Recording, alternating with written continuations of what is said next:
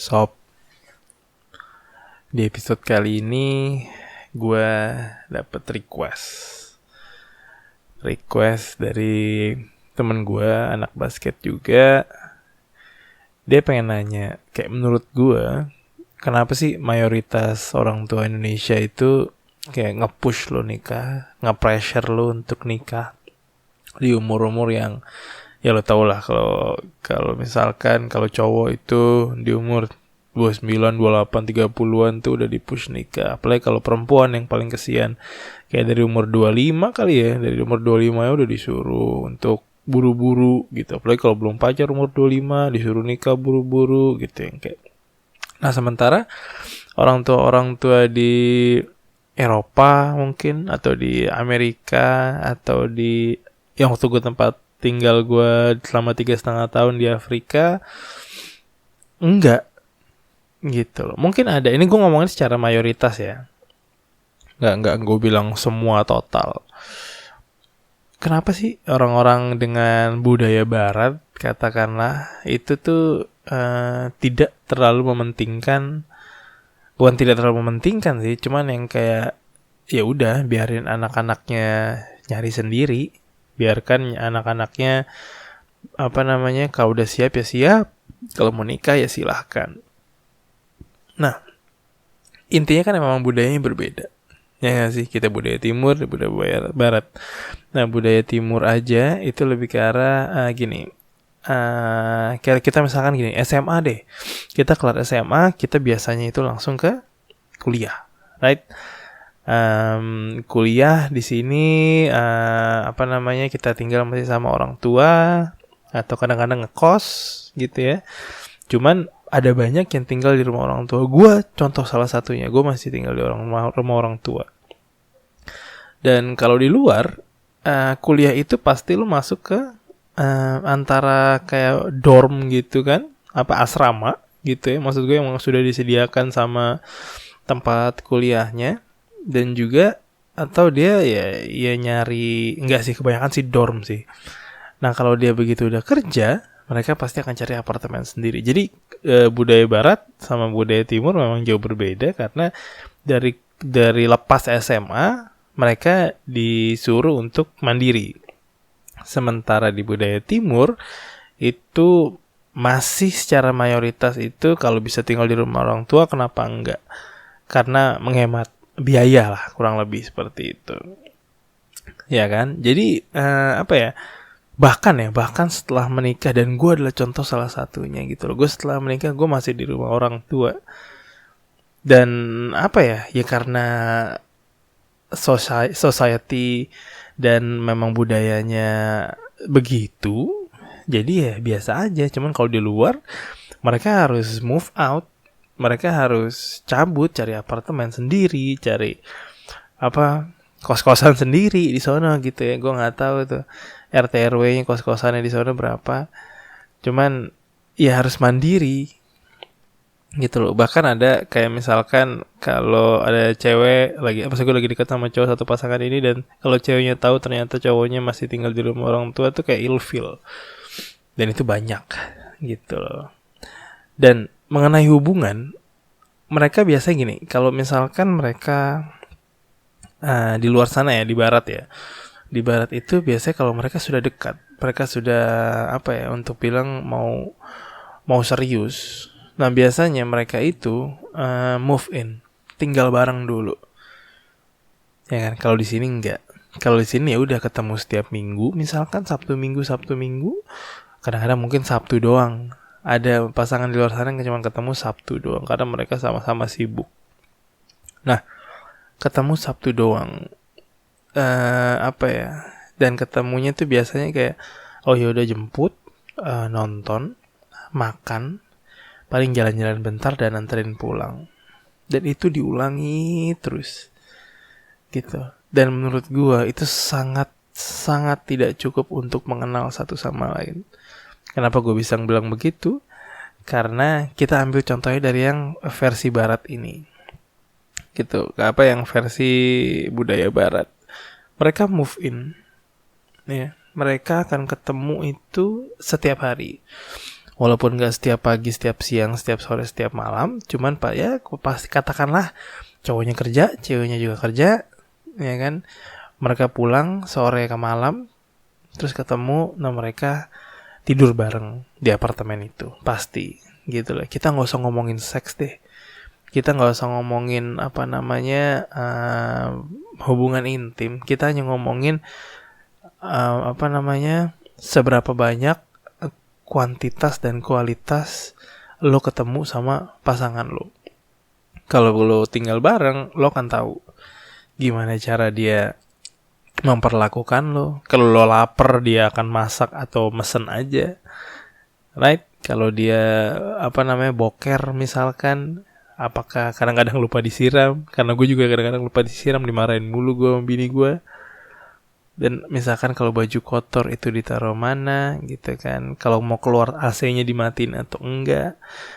Gengs, percayalah gitu ya, gue bukannya sok tahu ngasih tahu sok apa, kayak gue baru nikah juga berapa bulan gitu loh. Cuman apa ya, kayak yang jadi masalah itu adalah hal-hal seperti itu gitu loh, hal-hal kecil seperti itu, bukan yang kayak yang gede-gede. Yang gede-gede juga penting, yang kayak dia loyal atau enggak, dia bakal selingkuh atau enggak, dia percaya atau enggak, dia bisa komunikasi atau enggak. Itu benar, itu gede, yang itu bagus. Yes, maksud lo harus lo pikirkan baik-baik. Cuman jangan lupakan hal-hal kecil yang tadi gue sebutkan gitu loh. Hal-hal yang kecil yang hanya kelihatan kalau lo tinggal bareng gitu.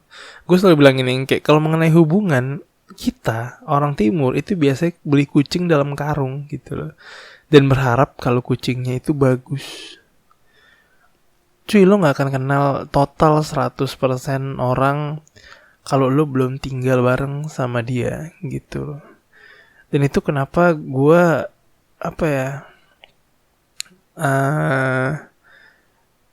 bukan kaget sih, yang kayak banyak perceraian di negara ini gitu. Karena apa? Karena belum mengenal satu sama lain, dan lo menikah. Dan menikah tuh kayak sebuah hal yang sangat tabu kalau nggak dilakukan di negara ini gitu loh. Kayak lu nikah kalau lu siap, kalau lu nikah kalau lu udah secara individual happy gitu loh. Jangan pernah menikah untuk mengharapkan kebahagiaan gitu loh. Maksud gue, lo tuh udah bahagia, lo mau nikah atau enggak, lo udah bahagia, baru lo nikah. Cuman kalau lo sedih, lo satu individu yang yang bleek gitu ya, sorry kata-katanya. Cuman kalau lo sedih, lo gak bisa menyenangkan diri lo sendiri, lo gak akan bisa menyenangkan pasangan lo. Lo malah akan yang namanya ngambil kesenangan pasangan lo, dan malah jadi dua-duanya sedih gitu. Jadi banyak sekali, maksud gue, yang kayak lo harus gimana mengedit diri lo sendiri dulu gitu. Jadi makanya banyak orang yang bilang pertama-tama cintai diri lo sendiri gitu loh. Cari kenyamanan dan kedamaian dalam diri lo sendiri, baru lo nikah gitu loh. Dan gini, lo mau bandingkan sekacau-kacaunya orang tua budaya barat dan orang tua budaya timur setinggi-tingginya gitu ya. Cuman ujung-ujungnya jumlah orang negatif pun akan sama, mau barat mau timur gitu loh. Jumlah orang yang akan ngejudge lo itu sama aja, budaya timur atau budaya barat gitu loh. Waktu gue di Afrika memang gak ada yang mempertanyakan gue kapan nikah. Ada sih, malah beberapa doang gitu loh. Dan menurut gue yang kayak ya gue nikah kalau gue nanti ada gitu loh. Dan gue orangnya picky, gue gak bisa main asal nikah gitu loh, apalagi dijodoh-jodohin. Aduh, gak bisa deh gitu. Jadi gue malah minta, cuy kenalin dong. Begitu dikenalin ternyata gak cocok, ya gue cabut, gue tinggal gitu. Gue ngomong dari awal gitu loh. Jadi orang yang akan membenci lo tuh atas apa yang akan lo lakukan tuh sama aja. Lo mau sejago apa di kantor, lo pasti akan ada yang ngebenci lo gitu loh.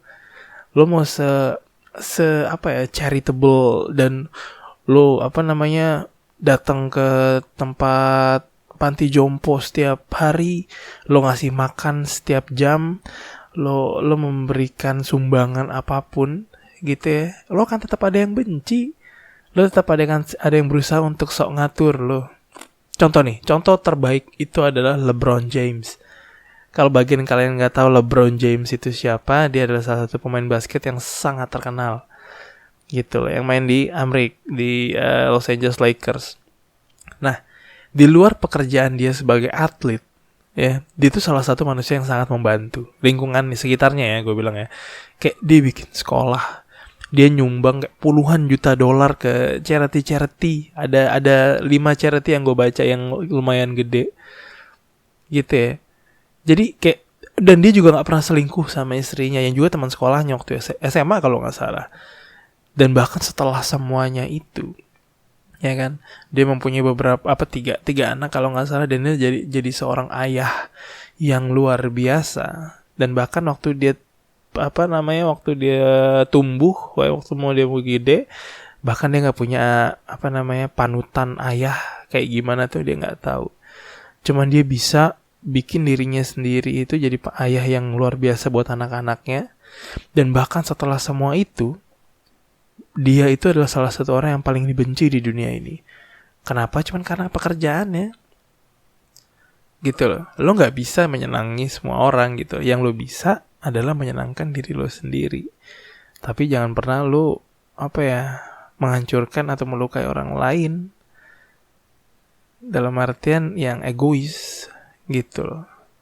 Cuman ujung-ujungnya semua orang pasti ada aja orang yang akan membenci lo karena keputusan lo yang terbaik buat lo malah kayak bikin orang lain rugi misalkan, gitu loh. Karena kan selalu ada orang yang akan bikin lo jatuh, deh. Jadi pada akhirnya sih sebenarnya mau lo itu ortu lo, orang tua lo, saudara lo, atau siapapun nih, teman-teman lo yang nge-push lo nikah gitu loh. Kalau lo nggak siap, ini gue ngomongin secara internal ya, keluarga. Kalau lo nggak siap nikah, ngomong secara sopan lah, ya, apalagi ke orang tua, ya kan, kenapa lo belum siap menikah? Karena lo belum bahagia secara individual gitu loh. Kalau lo bilang ini, ada banyak yang bilang yang kayak, aduh gue belum siap nikah, gitu kan. Menurut gue, lo nggak akan pernah siap untuk menikah. Dan gue pun waktu dibilang siap 100%, gue bilang gue yakin gue siap 100%. Cuman ternyata begitu gue kayak setelah menjalani yang pranikah tuh, yang ngurusin event ini, maksudnya ngurusin yang catering bla bla bla, dan itu luar biasa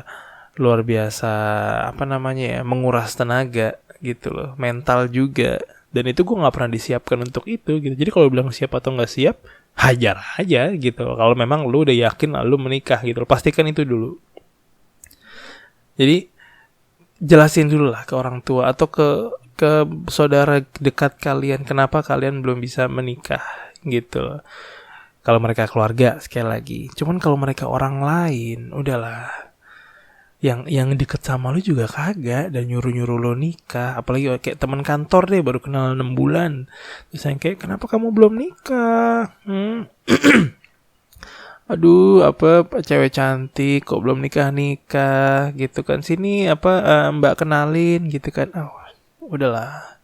Mungkin maksud dia baik gitu ya. Cuman jangan pernah itu jadi bahan bahan stres lo gitu loh. Itu I'm sorry but those things are bullshit. Gini dong, kayak gue kan selalu bilang ini bahkan di setiap episode gue sering ngomong ini, yang kayak lo itu punya waktu lo sendiri ya, timeline lo sendiri, timeline for nikah ya, timeline untuk sukses, timeline untuk hubungan, dan gak ada satupun yang bisa ngatur timeline itu selain diri lo sendiri dan Tuhan gitu loh. Pada saat lo bingung, kalau yang gue lakukan adalah gue berdoa gitu loh. Mungkin kalian di luar sana itu banyak yang nggak religius misalkan. That's your preferences. Jadi kayak itu pilihan lo. It's okay gitu loh. Maksud gue kalau lo memang yang namanya bisa menemukan kenapa gue kalau gue bingung gue berdoa, karena gue bisa mendapatkan ketenangan di situ gitu loh. Maka itu akan gue lakukan terus pada saat gue lagi panik, apalagi kalau gue lagi berdoa sama istri gue gitu loh. Gue mendapatkan ketenangan, gue mendapatkan yang kayak ada yang ngejagain gue, dan gue apapun yang gue lakukan nantinya itu gue pasti akan berhasil. Cuman gue harus enjoy the process gitu. Sekali lagi gue bilang, lo punya timeline lo sendiri, timeline untuk nikah, timeline untuk sukses, dan timeline untuk hubungan apapun itu. Kalau memang lo siap, itu karena lo siap, bukan karena orang tua lo, bukan karena saudara lo, bukan karena teman-teman baik lo. Lo nikah karena lo siap untuk menikah. Menikah itu bukan hal yang gampang. Menikah itu hal yang sangat krusial, bukan sebuah acara yang harus lo lewati gitu loh ya. Ini dicamkan baik-baik ya. Menikah itu bukan sebuah event yang harus lo lewati. Kalau lo mau menikah, silahkan menikah. Kalau lo nggak bisa menikah, dalam artian lo nggak bisa menggabungkan dua individu, dan lo bisanya hanya sendiri, silahkan. Kenapa gue bisa bilang begini? Karena terlalu banyak orang-orang yang menikah di sana yang masih egois satu sama lain. Menikah cuman gara-gara udah umur dan akhirnya menikah. Tapi ujung-ujungnya yang cowok di luar sana itu masih main perempuan lain. Masih nyodok-nyodok cewek lain. Gitu ya. Masih nakal-nakal. Masih ke tempat pijet, masih ke tempat apalah, karaoke. Atau bagi yang cewek masih masih berondongan kali ya, masih cari-cari yang muda, masih cari yang lain, dan masih nggak belum dewasa gitu, right? Cuman ini gue mau ngomongin yang dimana yang mungkin kalian sadar, cuman kalian sebenarnya nggak mengerti 100%. Ya, lo itu mempunyai kontrol 100% dalam diri lo. Lo itu mempunyai yang namanya sebuah setir di kepala lo, dan itu bisa 100% lo kendalikan. Ya, diri lo itu lo kendalikan 100%. Lo mau dengerin orang, lo nggak mau dengerin orang, itu adalah settingan lo sendiri. Lo mau kerja di sini, lo nggak mau kerja di sini, itu terserah lo. Lo mau pacaran sama ini, lo nggak mau pacaran sama ini, itu adalah pilihan lo. Jadi kenapa lo stres gitu loh? Oh iya, gue disuruh nih sama orang tua gue dipush sama orang tua gue, dan cabut. Gue bisa bilang kayak gitu. Kalau orang tua lo nggak bisa bikin lo, maksud gue gini, kalau orang tua lo itu nge-push sesuatu yang lo nggak suka, dalam artian kayak katakanlah lo mau jadi seorang dancer, lo seorang cowok dan lo pengen jadi dancer, contemporary dancer katakanlah, dan orang tua lo, karena orang tua lo sangat sukses di bidang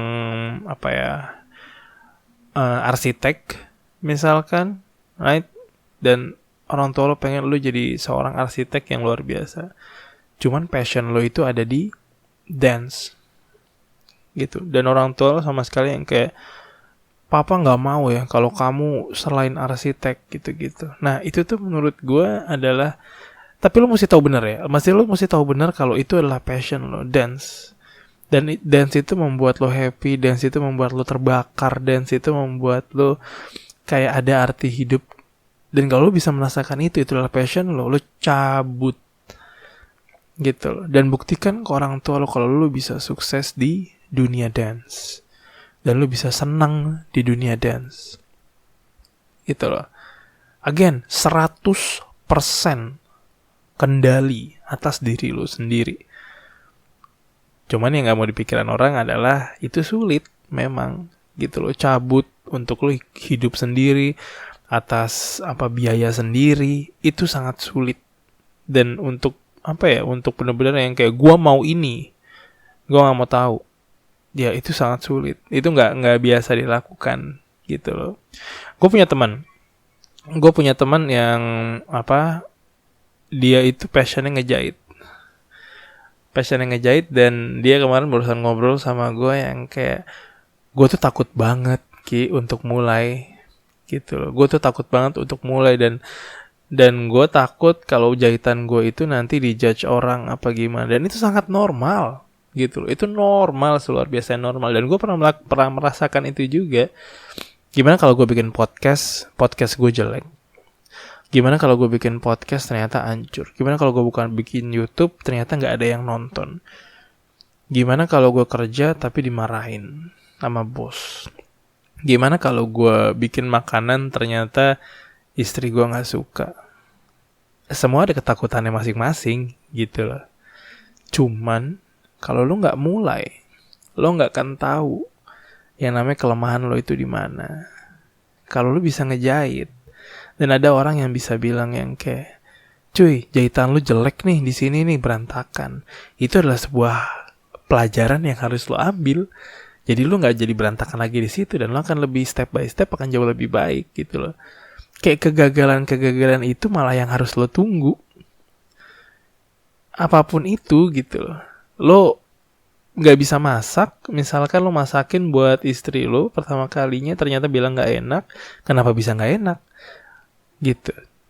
Apakah garamnya kebanyakan? Apakah kurang garam? Apakah kurang micin? Misalkan, ya kan, kalau lo pakai taichan ternyata satenya tuh sate badak, dagingnya keras, ya itu yang perlu lo pelajari. Nah, hal-hal itu yang jadi lesson buat lo untuk bisa jauh lebih baik. Gitu. Jadi balik lagi deh ke tadi aku bilang kayak, kalau lo stres mau nikah kapan? Cuman gara-gara orang bilang lo harus nikah, itu tuh kayak lo membiarkan suara-suara aneh di luar sana itu kayak masuk ke kepala lo, dan lo membiarkan untuk itu mengganggu di kepala lo sendiri. Gitu loh. Ingat ya, kapal itu di laut nggak akan tenggelam kecuali ada air yang masuk ke dalam. Sama dengan lo akan baik-baik saja kalau lo bisa mengontrol diri lo untuk tidak membiarkan suara-suara negatif itu masuk. Gitu loh. Kalau lu bisa mengontrol dengan yang namanya memilah-milih gitu ya, kalau ini positif, ini negatif, ini positif, ini negatif. Dan percayalah, ini adalah sesuatu hal yang akan lo pelajari pada saat sembari lo akan dewasa. Gak akan terjadi langsung begitu saja. Kalau bisa terjadi langsung begitu saja, bagus, luar biasa. Karena lo butuh yang namanya pembanding gitu. Kita tahu ini terang karena kita pernah merasakan gelap. Ya kan, kita tahu ini warna putih karena kita pernah yang namanya ngeliat warna hitam. Gitu loh. Kita tahu ini ini dingin karena kita pernah merasakan yang namanya hangat atau panas. Semuanya ada pembandingnya gitu loh. Kita tahu apa yang namanya bahagia karena kita pernah merasakan apa yang namanya sedih total. Jadi jangan pernah lo membiarkan suara-suara negatif itu tuh masuk ke kepala lo dan mengatur jalan hidup lo. Lo punya 100% kendali atas diri lo sendiri. Jadi kapan lo mau nikah? Itu adalah pertanyaan yang lo bisa jawab sendiri. Jadi kapan lo mau sukses? Itu adalah pertanyaan yang bisa lo jawab sendiri. Kapan lo mau merajut hubungan kembali dengan katakanlah orang tua yang sudah melukai lo? Itu adalah jawaban lo sendiri. Lo punya waktu lo sendiri. Jangan biarkan orang lain mengatur waktu lo. Lo akan stres, percaya deh, lo akan stres sendiri. Gitu loh. Bikin ini sehappy mungkin, karena ini adalah hidup lo, cuy. Ini bukan hidup orang lain. Orang lain bisa ngomong apapun gitu loh. Orang bisa ngomong, lo bagusnya ini, lo bagusnya itu, lo jelek di sini, lo jelek di situ. Cuman ini adalah hidup lo. Yang akan menikah itu lo, bukan orang lain. Yang akan menjalankan lo rumah tangga itu lo, bukan orang tua lo gitu loh. Orang tua lo bisa bahagia, tapi pertanyaannya adalah apa lo bisa bahagia? Gitu loh. Cuy, kalau bisa dibilang kayak, iya tapi kalau gue nikah sama ini, gue mungkin bahagia, cuman orang tua gue gak akan bahagia. Coba, gue akan tutup episode ini dengan ini. Intinya, semua orang tua itu ingin anaknya senang. Gitu loh. Kalau ada orang tua yang gak ingin anaknya senang, ya maafkan mereka. Cuman masih yang jauh lebih penting itu adalah buat diri lo senang. Jadi kalau ada orang tua di luar sana, yang lu minta yang diminta nikah gitu, yang minta lu benar-benar untuk nge-push untuk lu nikah. Tanya ini deh ke mereka. Aku belum nikah karena aku belum menemukan yang terbaik buat aku. Dan kalau misalkan aku di-push terus dan aku menikah sama seseorang yang aku bahkan gak yakin untuk aku nikahin, dan aku menyesal dan aku gak bahagia, terus gimana?